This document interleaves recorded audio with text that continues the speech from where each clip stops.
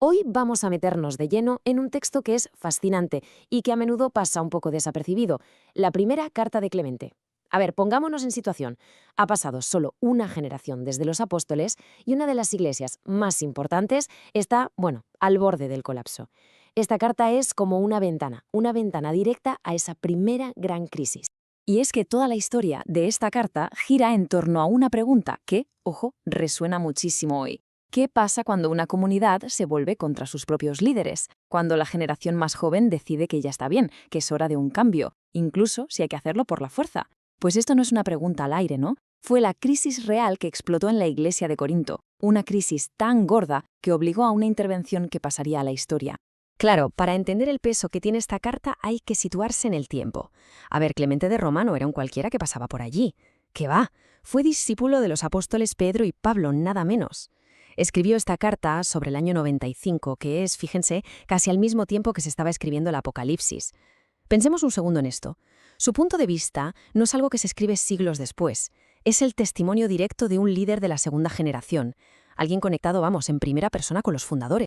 Bien, ahora que tenemos claro quién era Clemente, vamos a ver el incendio que estaba intentando apagar. ¿Qué pudo haber salido tan mal en Corinto para que la Iglesia de Roma sintiera que tenía que intervenir de una forma tan directa? Para entender la magnitud de la caída, primero hay que ver desde qué altura se cayeron. Y Clemente no empieza con acusaciones, para nada. Empieza con un recordatorio de lo que Corinto había sido.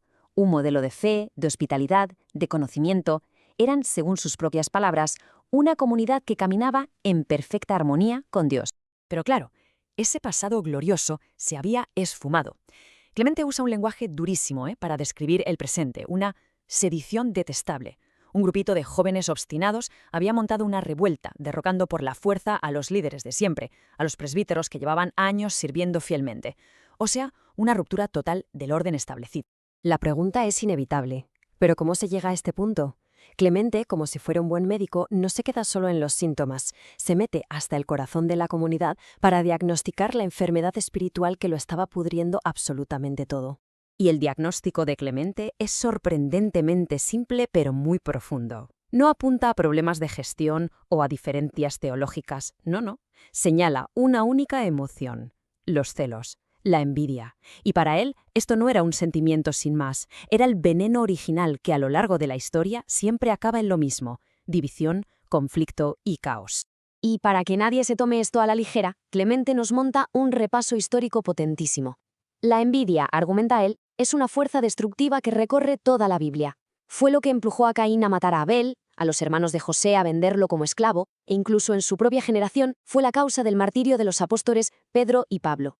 Su mensaje es demoledor: este es el pecado que mata a los profetas. Vale, con un diagnóstico tan grave, ¿cuál es la cura? Clemente no ofrece una tirita, sino un tratamiento en dos partes, pensado no solo para parar la rebelión, sino para sanar el alma de la comunidad entera. El primer ingrediente de la cura es un antídoto, vamos, directísimo contra los celos: la humildad. Y aquí Clemente nos pone delante un contraste que es brutal. Por un lado, la arrogancia, el orgullo de los rebeldes, y por el otro, el ejemplo de Cristo, que siendo el dueño de todo, eligió un camino de humildad total, radical. El primer paso para empezar a sanar, nos dice Clemente, es muy claro: hay que dejar el ego a un lado. El segundo ingrediente es el orden, y aquí Clemente nos invita a mirar a nuestro alrededor. El universo entero, dice, funciona en perfecta armonía, desde los planetas en sus órbitas hasta los soldados en un ejército o los miembros de un cuerpo. Para él, el orden no es una regla que se impone y ya está, sino el ritmo natural de la creación de Dios. El caos es literalmente ir contra la propia naturaleza.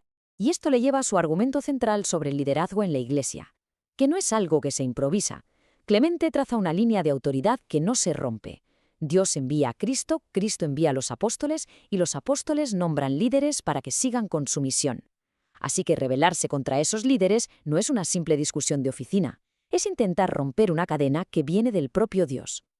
Aquí tenemos uno de los primeros y más claros argumentos a favor de lo que se conoce como sucesión apostólica. Después de poner todas las bases teológicas, Clemente va directo al corazón del conflicto. Su siguiente movimiento es una llamada apasionada, pero no a la congregación en general, sino a los propios rebeldes. Y lo que hace es increíble.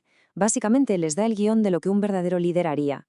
Les pide que digan: si yo soy el problema, me voy. Es un desafío radical al autosacrificio, a poner el bien de la comunidad por encima del propio ego. La pregunta que les lanza es simple y demoledora. ¿Se quiere más la propia posición o la paz del rebaño? Esta carta, desde luego, hizo mucho más que solucionar una crisis local. Sus ideas resonaron durante siglos y ayudaron a forjar la estructura misma de la Iglesia para las generaciones que vendrían después. Entonces, ¿cuál es el legado final de esta carta? ¿Por qué sigue siendo tan importante? Pues porque nos ofrece una fotografía única del gobierno de la Iglesia primitiva, contiene el ADN de la idea de sucesión apostólica y es un tratado fundamental sobre la humildad. De hecho, fue tan respetada que algunas comunidades cristianas de los primeros siglos la leían en sus celebraciones, casi a la altura de las Escrituras. Y todo esto nos trae de vuelta a nuestro tiempo.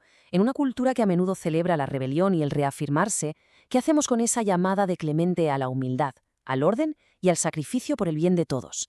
Porque la tensión entre la autoridad y la libertad individual no ha desaparecido, ni mucho menos. Sigue siendo tan real y tan desafiante hoy como lo fue en la Corinto del siglo I.